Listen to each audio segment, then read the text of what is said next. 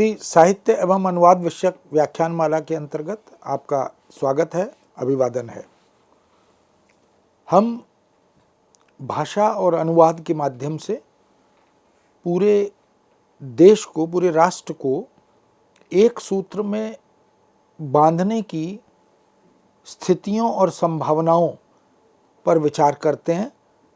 तो हमारा ध्यान इलेक्ट्रॉनिक माध्यम और मुद्रित माध्यमों पर भी जाता है। जिस तरह साहित्यिक रचनाएं राष्ट्रीय एकता में बांधती हैं, अपनी विषय वस्तु को लेकर, अपने कथानक को लेकर, अपनी भाषा शैली को लेकर और यहाँ तक के सांस्कृतिक संदर्भों की अभिव्यक्ति को लेकर भी बहुत सी काव्यात्मक और गद्य रचनाएं, इनको अगर हम देखें तो इसका प्रमाण हमें मिलता है। वो किसी भी देश के किसी भी राज्य में, किसी भी भाषा में यदि कोई रचनाकार लिखता है, कविता करता है, कहानी, उपन्यास, नाटक या संस्मरण, यात्रा वृत्तांत, डायरी, रेखाचित्र आदि अनेक विधाएं, किसी में भी यदि वो लिखने का प्रयत्न करता है तो राष्ट्र उसके लिए सर्वाधिक महत्वपूर्ण और सर्वोपरि होता है। ये भारतीय संस्कृति, ये भारतीय मूल्य, इसी की प्रेरणा लेखक समुदाय को बार बार देते भी हैं। यदि हम मौलिक लिखें तो भी और अनूदित रचना तैयार करें यानी अनुवाद करें तो भी हम इन बिंदुओं को विशेष रूप से ध्यान रखते हैं कि भाषा और अनुवाद राष्ट्रीय एकता के सूत्र में पूरे देश को भिन्न भिन्न भाषा भाषी समुदाय के भाषा प्रयोक्ताओं को कैसे पिरोता है।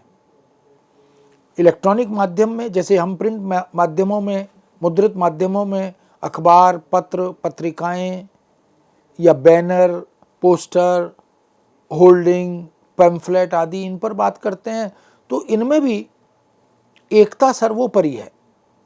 एकता और एक रूपता, इस पर बार बार बल दिया जाता है। इलेक्ट्रॉनिक माध्यमों में यानी विद्युतीय माध्यमों में रेडियो अत्यंत सशक्त उपकरण है, साधन है पूरे देश को जोड़ने का, पूरे देश तक अपने मंतव्य, अपने कथ्य, अपनी बात को पहुंचाने का। क्योंकि यह एक ऐसा साधन आज के समय में, आज के युग में बन गया है जो कहीं भी लेकर जाया जा सकता है। कार्यालय में, घर में, किसी पर्यटन स्थल पर हम उसको मनोरंजन के लिए भी और ज्ञानवर्धक जानकारियों के लिए भी प्रयोग में लाते हैं। यूँ रेडियो का आविष्कार 1895 में इटली के मार्कोनी नाम के वैज्ञानिक ने किया था। रेडियो का भारत में आगमन अगर हम देखें तो 1923 में हुआ, यानी लगभग 28 साल के बाद जब उसकी खोज हुई, इसका आविष्कार हुआ, तो उसके लगभग 28 वर्ष बाद भारत में रेडियो का प्रवेश हुआ। प्रारंभ में रेडियो का प्रवेश एक आश्चर्यजनक उपलब्धि थी, एक आविष्कार था। और आज़ादी के बाद जब हम आज़ाद हुए 1947 में, तो रेडियो, जिसको आज हम ऑल इंडिया रेडियो कहते हैं, वह जो हिंदी में जिसको आकाशवाणी कहते हैं, यह रेडियो सरकार के अधीन एक संस्था के रूप में, एक माध्यम के रूप में आ गया। यह इसलिए भी आवश्यक था क्योंकि पूरे देश को हम एक वस्तु, एक विषय, एक संप्रेषणीयता, एक भाषा, इसको ध्यान में रखकर जब कोई बात, कोई घटना, कोई सूचना देना चाहते हैं तो उसमें एक रूपता भी रहे, मानकता भी रहे और उसमें किसी प्रकार की भ्रम की स्थिति भी ना रहे। तो एक आचार संहिता के तहत, एक मान मर्यादा की रक्षा के तहत भारत सरकार ने इस सशक्त साधन को अपने अधीन किया। और आज जब हम 1895 से लेकर अब तक देखते हैं तो लगभग 130 वर्ष की अवधि बीत चुकी है। एक बीच में ऐसा दौर आया था जब दूरदर्शन के, इंटरनेट के, सिनेमा के या तमाम दूसरे विद्युतीय उपकरणों के कारण के माध्यम से रेडियो कुछ कुछ लोकप्रियता खोने लगा था, उसके श्रोता घटने लगे थे।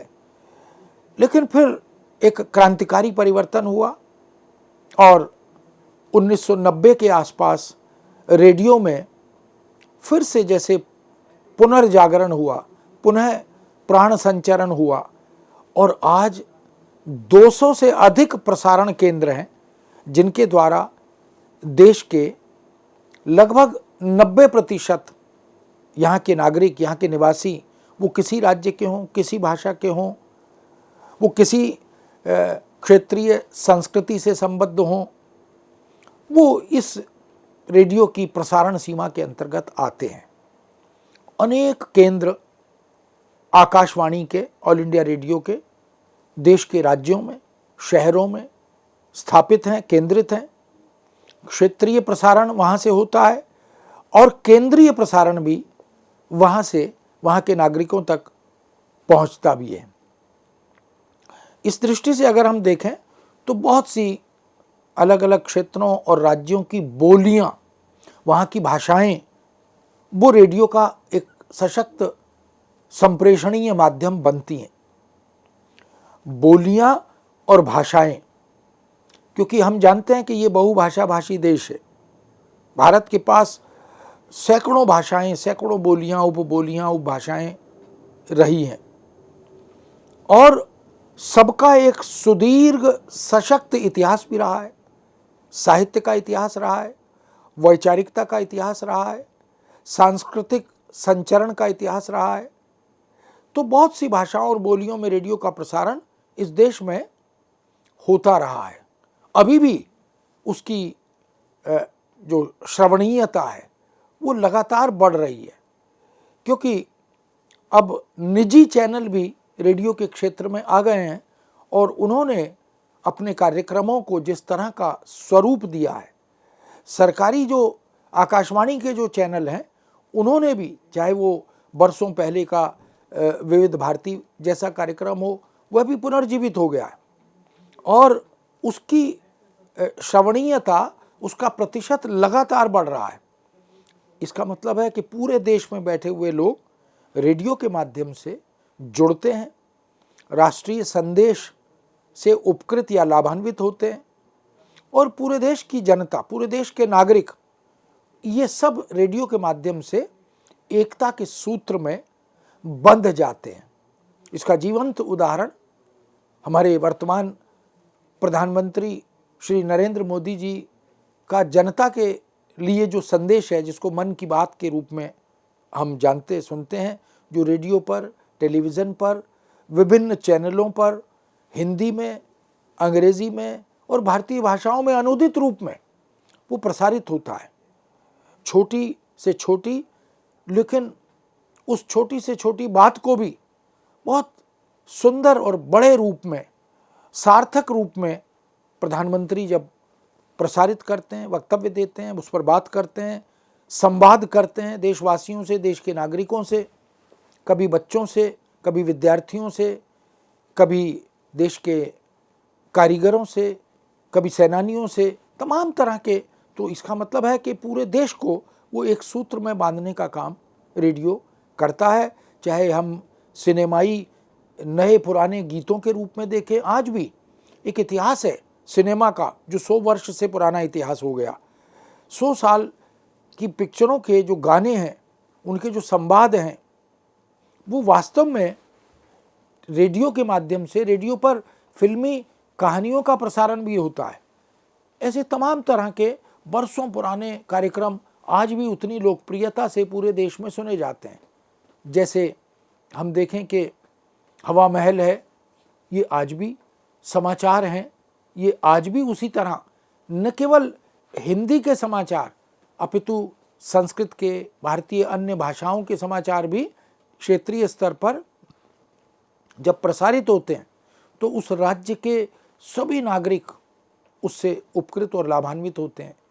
केंद्र से जब हिंदी में समाचार प्रसारित होता है तो वो पूरे भारत में, सभी भारत के सभी राज्यों में उसका प्रसारण होता है और सभी लोग उससे लाभान्वित भी होते हैं। इस तरह हम देख सकते हैं कि रेडियो की बहुत उपयोगी साधन, उपकरण बनकर हमारे सामने आता है जो पूरे देश को जोड़ता है। इसी तरह दूरदर्शन या टेलीविज़न यह भी एक अत्यंत महत्वपूर्ण उपकरण के रूप में, एक साधन के रूप में पूरे देश को जोड़ने का काम करता है। अनेक ऐसे धारावाहिक इस बात के प्रमाण हैं। रामायण धारावाहिक जब प्रसारित हुआ, महाभारत जब प्रसारित हुआ, चाणक्य जब प्रसारित हुआ, या तमाम तरह की दूसरी कथात्मक रचनाओं पर जब दूरदर्शन के माध्यम से कार्यक्रम निर्मित हुए, प्रसारित हुए, पूरा देश उससे जुड़ गया। वो मालगुडीज डेज की बात हो, हम लोग की बात हो, ऐसे न जाने कितने धारावाहिकों की चर्चा हम कर सकते हैं कि वो न केवल देश में अपितु भारत से बाहर अनेक देशों में उन धारावाहिकों की प्रतीक्षा रहती थी दर्शकों को कि वो कब आएगा और कब उसे देखेंगे। तो टेलीविज़न एक सशक्त साधन, उपकरण बन गया पूरे देश को जोड़ने का। और निश्चित रूप से रेडियो और टेलीविज़न में अनुवाद एक महत्वपूर्ण अनुशासन है। तमाम तरह के समाचारों को देखने, तमाम तरह के धारावाहिकों को देख लें, चर्चाओं को देख लें, संवादों को देख लें, घटनाक्रमों को देख लें, सूचनाओं को देख लें, उन सब में अनुवाद एक महत्वपूर्ण अनुशासन के रूप में, विधा के रूप में काम करता है। टेलीविज़न जिसका उद्घाटन, जिसका प्रारंभ 1925 में बेयर्ड के माध्यम से हुआ था। टेलीविज़न की शुरुआत भारत में 1959 में यूनेस्को की सहायता से हो सकी थी। तो 1925 और 1959 लगभग 40 साल बाद हम देख सकते हैं ये भारत में टेलीविज़न का आगमन हुआ। आज जिस दौर में हम भारत को देखते हैं वह तो रेडियो टीवी से, रेडियो और दूरदर्शन से बहुत आगे निकल गया। केबल का ज़माना है, बहुत से चैनलों की भरमार हो गई है।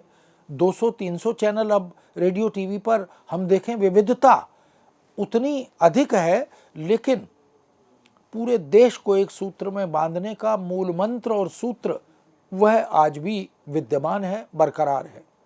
प्रादेशिक भाषाओं के चैनलों के आगमन से स्थानीय जनता की रुचि टीवी में बढ़ी है। तुलना में अगर हम देखें, प्रत्येक घर में अब टेलीविज़न सुलभता से उपलब्ध हो गया। रेडियो तो बहुत सुलभ था ही। रेडियो तो लोग अपने साइकिल पर, अपने गाड़ी में, तमाम तरह के जो उपलब्ध उपकरण हैं उसके रूप में उसका आनंद, उससे लाभान्वित होते रहे, आनंद लेते रहे। इसके माध्यम से सूचनाएं प्राप्त करते रहे। राष्ट्रीय, अंतर्राष्ट्रीय स्तर की खबरें हम टेलीविज़न और रेडियो के माध्यम से प्राप्त करते हैं और मनोरंजन भी करते हैं। तो ज्ञानवर्धन और मनोरंजन दोनों का एक सूत्र रेडियो टेलीविज़न है। लेकिन इन दोनों ने अनुवाद को अत्यंत महत्वपूर्ण अनुशासन के रूप में आत्मसात किया है। कहा भी जाता है कि सूचना प्रौद्योगिकी की जो रीढ़ है, जो बैकबोन है, वो अनुवाद है। इसलिए तमाम देश विदेश की खबरें, जानकारियाँ, सांस्कृतिक एकता के सूत्र, ये सब हमें दूरदर्शन और रेडियो के माध्यम से जोड़ते हैं। राष्ट्रीय एकता की झलक हम अनेक प्रकार के राष्ट्रीय उत्सवों के माध्यम से देखते हैं, सामाजिक सांस्कृतिक उत्सवों के माध्यम से देखते हैं। चाहे स्वतंत्रता दिवस की बात हो, चाहे गणतंत्र दिवस की बात हो, चाहे दीपावली, होली, लोहड़ी, संक्रांति, पोंगल आदि पर्वों और उत्सवों की बात हो, चाहे पूरे देश में चुनाव का उत्सव हो, उसकी बात हो, सब में हम देख सकते हैं बहुत सी अनुवाद के माध्यम से सूचनाएं, जानकारियां पूरे देशवासियों तक पहुंचाई जाती हैं। पूरा देश उससे जुड़ता है। बांग्ला हिंदी अनुदित धारावाहिकों की अगर हम चर्चा करें, मराठी की रचनाओं पर आधारित धारावाहिकों की बात करें, रेडियो में प्रसारित होने वाली अनुदित कहानियों की बात करें, नाटकों की बात करें, बहुत से रचनाओं के अनुवाद रेडियो नाटक के रूप में प्रसारित होते रहे। उनमें अगर हम बांग्ला हिंदी अनुवाद में रचनाओं के अनुवाद की बात करें, श्रीकांत बड़ा लोकप्रिय धारावाहिक बना, चरित्रहीन बना, मुजरिम हाजिर, प्रथम प्रतिश्रुति आदि बहुत सी रचनाओं का नाम लिया जा सकता है। मालगुडी डेज की बात करें, भारत एक खोज की बात करें, टीपू सुल्तान की बात करें, रामायण, महाभारत और चाणक्य जैसे धारावाहिकों की बात करें, अनेक प्रादेशिक भाषाओं में, भारत की अनेक भाषाओं में उनके अनुवाद हुए, उनका प्रसारण हुआ। यहाँ तक कि कौन बनेगा करोड़पति जैसे धारावाहिक भी अनुवाद के माध्यम से पूरे देश में प्रसारित होते रहे, अभी भी हो रहे हैं और उनसे पूरा देश जुड़ता है। इसका अर्थ है कि ये केवल हिंदी और हिंदी के माध्यम से ही एकता की बात हो या अनुवाद और अनुवाद के माध्यम से हो, ऐसा नहीं। हम भारतीय भाषाओं में भी हिंदी की सामग्री को या अनुवाद के माध्यम से भारतीय भाषाओं की सामग्री को हिंदी में लाकर प्रचारित करने का काम करते हैं। ये वास्तव में राष्ट्रीय एकता की दिशा में एक महत्वपूर्ण कदम सिद्ध होता है। बहुत से धारावाहिक ऐसे भी हैं जो हिंदी में, भारतीय भाषाओं में, भोजपुरी में, बांग्ला में, मराठी में, गुजराती में बहुत से कार्यक्रम इस तरह के प्रसारित होते रहे हैं। और शत्रुघ्न सिन्हा ने बांग्ला में, सौरभ गांगुली ने और भोजपुरी में शत्रुघ्न सिन्हा ने इस तरह के कार्यक्रमों को बहुत अनुवाद के रूप में या अनुदित रूप में प्रस्तुत करने का काम किया है। ये अलग बात है कि हिंदी में उसकी लोकप्रियता, उसकी ग्राह्यता, उसकी स्वीकृति तुलना में अधिक हो गई, क्योंकि कश्मीर से कन्याकुमारी तक पूरे भारत में हिंदी के ग्राहक, हिंदी के श्रोता, वो एक राष्ट्रभाषा, एक राजभाषा, एक संपर्क भाषा के रूप में स्वीकृत है, मान्य है और बोधगम्य भी है, संप्रेष्य भी है। इस दृष्टि से हम देख सकते हैं कि टीवी के अतिरिक्त यानी दूरदर्शन के अतिरिक्त कंप्यूटर ने, इंटरनेट ने राष्ट्रीय एकता में अपनी महत्वपूर्ण भूमिका निभाई है। आज कंप्यूटर भारत की अनेक प्रादेशिक भाषाओं में उपलब्ध है। मराठी में, असमिया में, बांग्ला में, तेलुगु में, तमिल में, गुजराती में, मलयालम में, पंजाबी आदि में बहुत सी भारतीय भाषाओं में हम देख सकते हैं कि ये जो नया मीडिया है, जिसको हम माध्यम के नए उपकरणों के रूप में देखते और स्वीकार करते हैं, उन सब ने इंटरनेट के माध्यम से क्रांतिकारी परिवर्तन, भाषा, अनुवाद, विषय वस्तु, इससे पूरे देश को जोड़ने की दिशा में किया है। वर्तमान में कंप्यूटर के माध्यम से अनुवाद कार्य प्रचुर मात्रा में होने लगा है। कभी अकल्पनीय था कि मशीन भी अनुवाद कर सकती है, लेकिन अखिल भारतीय स्तर पर देश की अनेक भाषाओं से अनुवाद करने की यह पद्धति, यह प्रविधि विकसित की गई।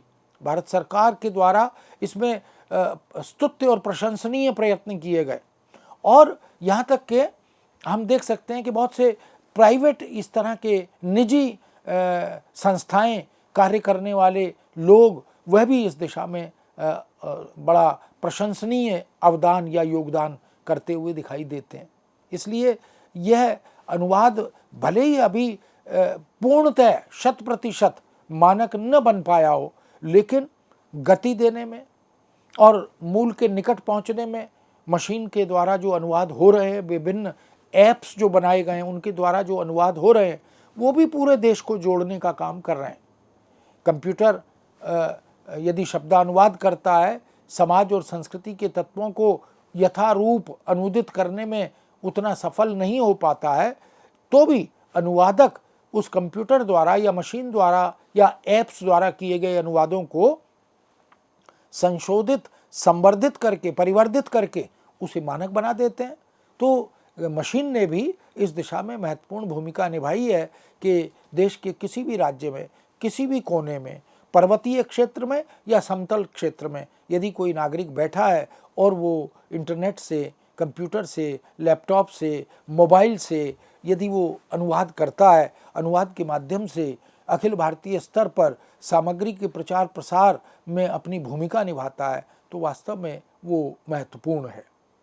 इसलिए हम अनुवाद कार्य में धीरे धीरे गति प्राप्त करें, क्योंकि आज हमारे देश को हम अनुवाद को एक सर्विस प्रोवाइडर डिसिप्लिन के रूप में, एक सर्विस प्रोवाइडर अनुशासन के रूप में स्वीकार करने लगे हैं।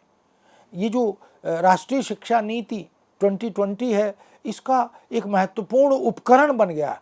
ऐसे में पूरी वसुधा को यदि हम एक कुटुंब के रूप में देखते रहे हैं, उस वसुधैव कुटुंबकम की अवधारणा को सार्थकता प्रदान करने में अनुवाद ने राष्ट्रीय अंतर्राष्ट्रीय स्तर पर महत्वपूर्ण भूमिका निभाई है। इसके माध्यम से, यानी अनुवाद के माध्यम से, विद्युतीय माध्यमों के द्वारा व्यक्ति कहीं भी कोई भी सूचना किसी भी क्षण में प्राप्त करना चाहे तो प्राप्त कर सकता है। यहाँ तक कि हम उसे लाइव टेलीकास्ट के रूप में भी रेडियो टेलीविज़न पर ब्रॉडकास्ट के रूप में या टेलीकास्ट के रूप में देखते हैं। तो अपनी अपनी भाषाओं में हम इस तरह की जानकारियाँ प्राप्त कर पा रहे हैं, यह एक बड़ी उपलब्धि कही जा सकती है।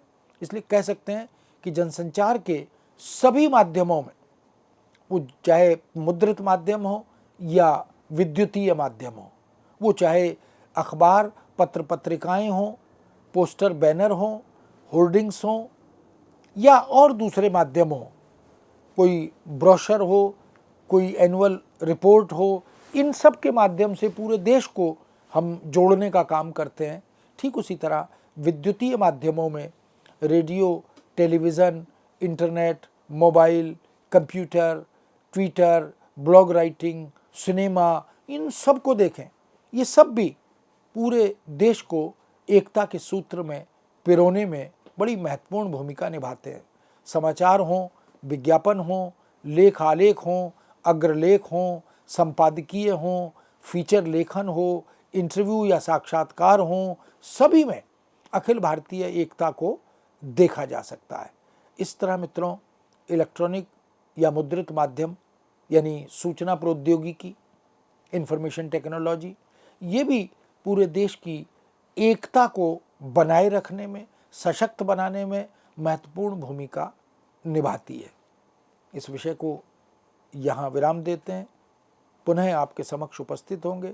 आज्ञा दीजिए, नमस्कार।